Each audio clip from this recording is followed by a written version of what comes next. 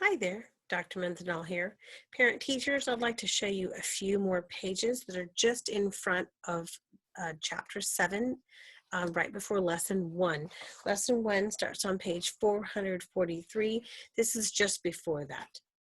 There's a get ready page. I had suggested skipping the last one. This one I think is important because it's going to give them the 10 frame. And if they don't want to draw it, they can continue to just use this 10 frame to help them out. It gives them examples of 10 frames being used to make larger numbers, which is what this lesson is about. This lesson is for 11 through 15, and then it'll grow to 19. So here, they need to be remembering that a group of 10 in a 10 frame is 10, that we just say 10. We don't need to count each individual circle. We already know it's 10, so there's no need to. You might as well start with what you already know and then just move on. So we say 10, 11, 12, 13. Here, your child needs to say 10, 11, 12, 13, 14, 15. And here they need to add to the group of 10 over here. They need to add the 8 more. That's going to equal 18. So the idea is that they see that the 10 frame, if it already has 10 in it, is complete. So it's already 10. And they don't have to count every single one. 1, 2, 3, 4, 5, 6, 7, 8, 9, 10, 11, 12, 13. We don't need to do that because we already know this. So that hopefully is a helpful measure.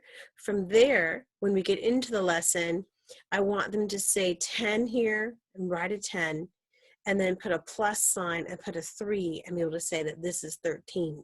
I want them to visually see that it's addition, and I want them to be writing it down. They don't need to write on this paper. They're going to do it pretty soon, but I just want them to say 10, 11, 12, 13.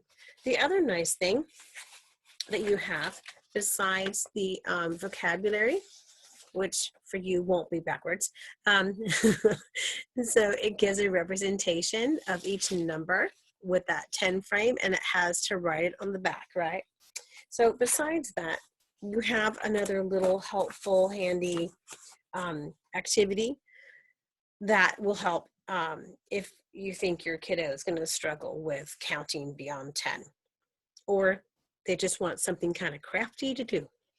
Again, we're going to take this little edge off the top.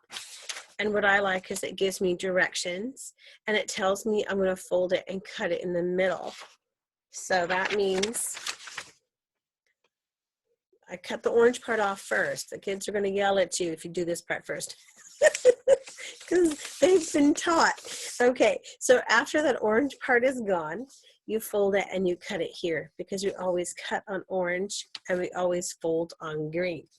Okay, and then you'll have a little booklet that's going to remind the kids that they're taking away, that they're taking apart, which is the way we explain the word subtraction. So in this activity, they're going to do 10 here. This will be 10, and this will be 1 more.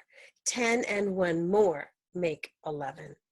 Okay, or in this case down here, this whole answer here is 13, but this is 10 and 3 more.